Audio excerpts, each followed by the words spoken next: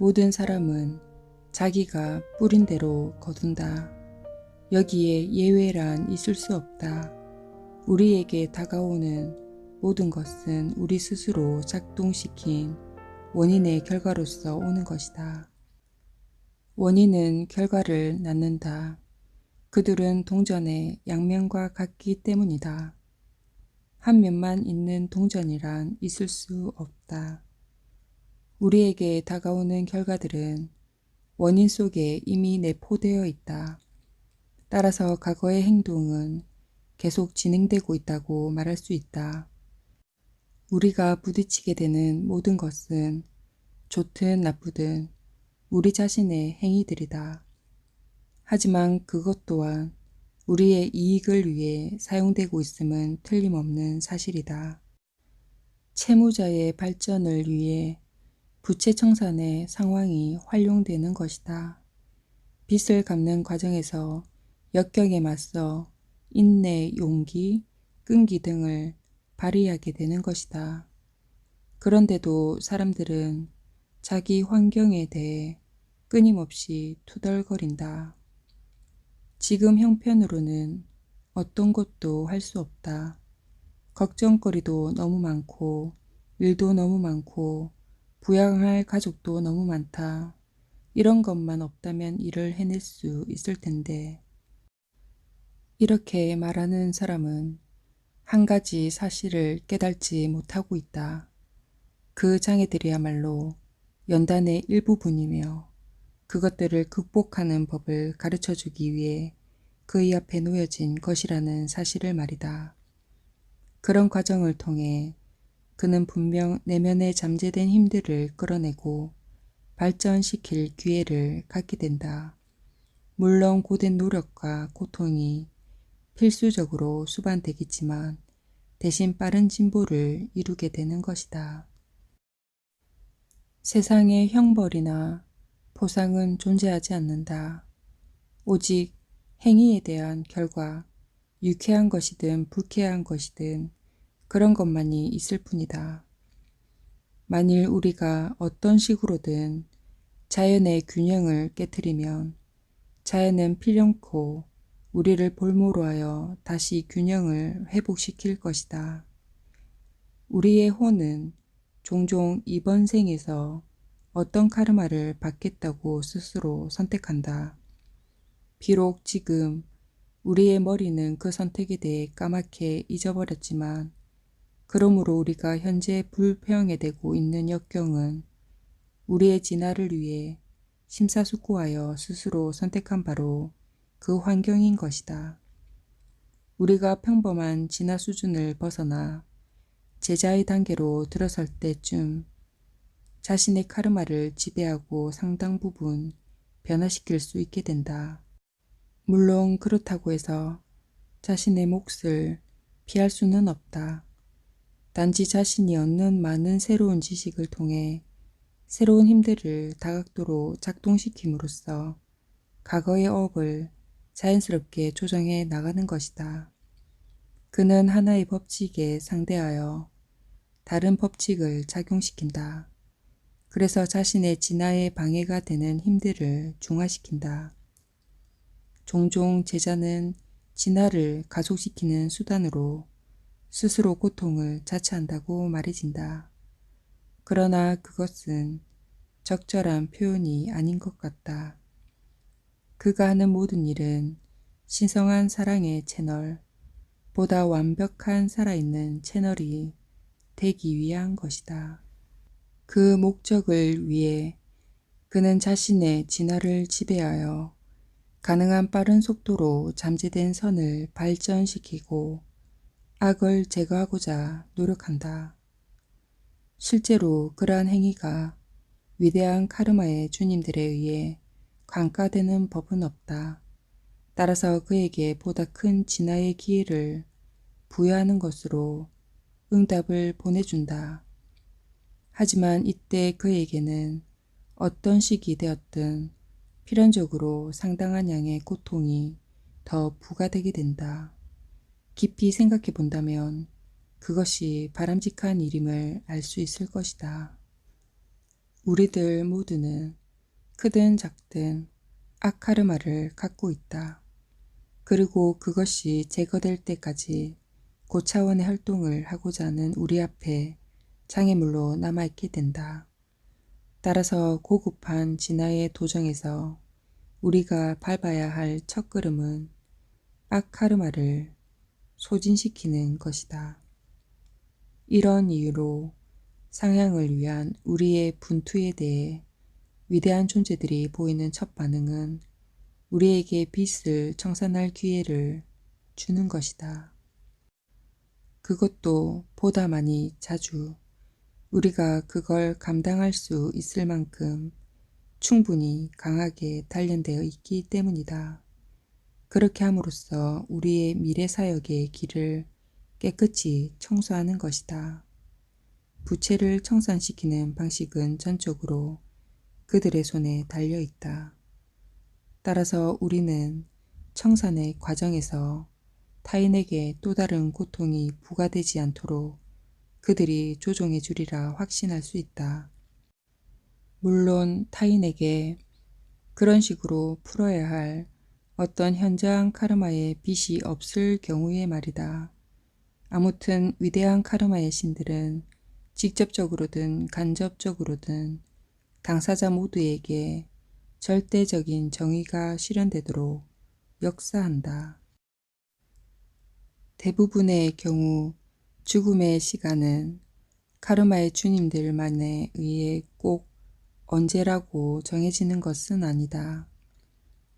전체적인 조종은 대부분의 사람들이 생각하는 것보다 훨씬 더 탄력적이며 융통성 있다. 앞서 언급한 세 종류의 카르마는 이 점을 이해하는 데 실마리가 된다. 예를 들어 이제 막 난파될 배나 충돌할 기차에 탄 사람이 있다고 가정해보자. 그 사람에게는 이 생의 그 시간쯤에 죽어야 할 운명이 정해져 있을 수도 있고 그렇지 않을 수도 있다. 만일 전자의 경우라면 분명 죽을 것이고 후자의 경우라면 구조될 것이다.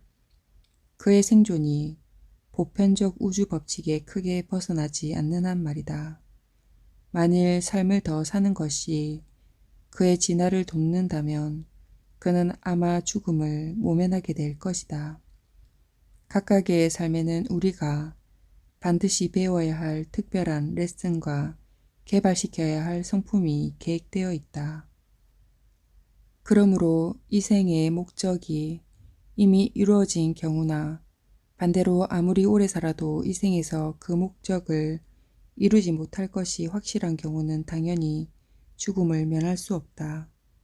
연장된 육체적 삶으로부터 아무것도 얻을 것이 없기 때문이다. 또 한 가지, 그때 그 순간에 죽어야 할 운명이 본래의 계획상에 포함되어 있지 않다고 해도 그의 전생의 총 카르마 안에 그 죽음과 관련해 육체적, 심적 고통을 받음으로써 상쇄시킬 수 있는 어떤 빚이 있다면 죽음을 맞이할 확률이 높다. 카르마는 분명 그렇게 자연스럽게 제공된 상세의 기회를 놓치지 않을 것이기 때문이다. 하지만 총 카르마 안에 그런 죽음과 연계된 어떤 업도 존재하지 않는다면 그는 반드시 구조될 것이다. 파괴된 잔해물에 깔리지 않도록 어떤 거대한 광선이 내려와 구해주었다든가 바다 한가운데에 배가 침몰했지만 세상에 매달린 채 해변에 포류해 왔다든가 하는 등의 사례들을 우리는 심심찮게 듣고 있다. 이 문제와 관련하여 세 번째 종류의 카르마, 우리가 매일 스스로 만들어가고 있는 카르마가 우리의 운명에 미치는 영향 또한 잊어선 안 된다. 예를 들어 어떤 사람이 위와 같은 사고로 죽었을 때 그것이 현생에서의 선업의 결과일 수도 있다. 즉 그가 이 삶에서 선행을 쌓아옴으로써 그때 그 순간 물질계로부터 해방될 수 있는 자격을 갖추게 되었을 수도 있다는 것이다. 우리는 죽음의 시간이나 방법에 지나치게 중요성을 부여하는 경향이 있다. 만일 잠깐이라도 인류의 진화를 돌보고 있는 위대한 존재들의 입장에서 그것들을 본다면 훨씬 더 객관적인 가치 판단을 가질 수 있을 것이다. 위대한 존재들에게 있어 인류의 진화는 중요한 문제이다. 그들은 인간들이 어떤 레슨을 배우고 어떤 성품들을 개발시켜야 할지 잘 알고 있다. 그들은 학교 선생님과 같다. 따라서 대학 진학을 위해 학생들이 배워야 할 공부로 그것들을 생각한다. 교사는 자기에게 배당된 시간에 따라 학습량을 나누고 매해 그 진도에 맞춰 가르쳐야 한다. 한 해의 교수량은 다시 학기별 날짜별로 세분된다. 이때 그는 특별히 어려운 부분이라고 판단될 경우 수업 일수를 다른 부분보다 좀 더 늘려 잡을 수도 있다. 그리고 목표가 확실히 달성되었다면 본래 계획보다 빨리 수업을 마칠 수도 있다. 우리의 인생은 정확히 학교에서의 하루하루 생활과 같다. 따라서 수업은 교사의 판단에 따라 연장될 수도 단축될 수도 있다. 죽음은 하루의 수업을 마치고 화교하는 것과 같다. 우리는 죽음에 대해 결코 고민할 필요가 없다. 우리는 카르마가 죽음을 허용할 때마다 그걸 감사하게 받아들여야만 한다. 중요한 것은 오직 계획된 레슨을 배우는 것이다. 이 점을 깨달아야 한다. 수업 진도, 수업량, 수업 시간 등 세부 사항들은 당연히 위대한 법칙의 대행자들에게 일인되어져야 할 것들이다. 이런 관점에서 볼 때 때이른 죽음이란 말은 있을 수 없다. 위로부터 내려오는 것들은 언제나 우리에게 최선의 것이기 때문이다. 그런 사실을 우리는 절대적으로 확신할 수 있다. 우리의 일은 각각의 삶에 최선을 다하는 것이다. 그리고 그 삶을 가능한 오래 유지시키려고 노력하는 것이다. 만일 부주의나 그릇된 삶의 태도로 스스로 인생을 단축시키면 그것은 우리의 책임이다. 그리고 분명 불이익의 결과를 가져오게 될 것이다.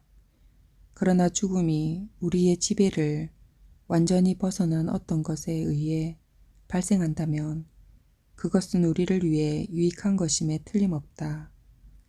하지만 어떤 신학자 서적들에 씌어진 것처럼 다른 관점에서의 때이른 죽음이 있음은 분명한 사실이다.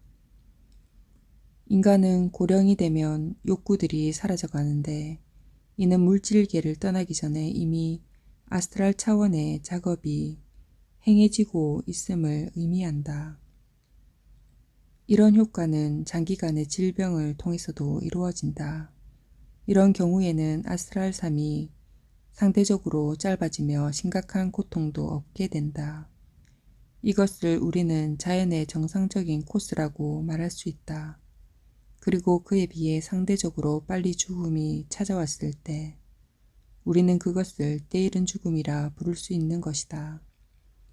만일 어떤 사람이 젊은 나이로 죽으며 욕망은 여전히 강하게 남아있을 것이다. 결과적으로 그 앞에 더 강렬하고 힘든 아스트랄계의 삶이 기다리게 된다. 이것은 결코 바람직한 상태라고는 볼 수 없다. 그러나 배우의 힘이 젊은 나이에 그를 데려가기로 결정했다면 거기에는 아스트랄 기간의 연장이 갖는 단점을 메우기에 충분한 어떤 다른 조건들이 있음에 틀림없다. 그러므로 대체로 한 인간에게 죽음이 닥쳐올 시간과 그 방식은 태어날 때부터 결정되어지는 것은 아니라고 보아진다. 점성학자들은 사실상 많은 경우에 천궁도를 통해 죽음을 예언할 수 없다고 말한다. 그들에 의하면 어떤 특정한 시기에 불길한 영향이 강하게 작용하면 그때 죽음이 찾아올 수 있다고 한다. 그러나 만일 그때 죽지 않는다면 다음번 불길한 영향력이 미칠 때까지 계속 생존하게 된다. 이런 식의 과정이 계속 반복되는 것이다. 수상가들 역시 비슷한 이야기를 한다. 어떤 지점에서 손금이 끊어져 있거나 생명선상에 결혼이 있으면 그것은 죽음을 가리키는 것일 수도 있고 아니면 단지 치명적인 질병일 수도 있다고 한다. 이렇게 불확실한 부분들은 삶을 어떤 식으로 살았는가 또는 주어진 기회를 어떻게 이용했는가 등에 따라 유보사항으로 남겨진다. 그러나 죽음이나 삶, 어느 쪽 방향으로 운명이 결정되든 그것은 올바른 결정일 것임에 틀림없다. 모든 것은 궁극적으로 우리의 행복을 위해 함께 일하고 있기 때문이다.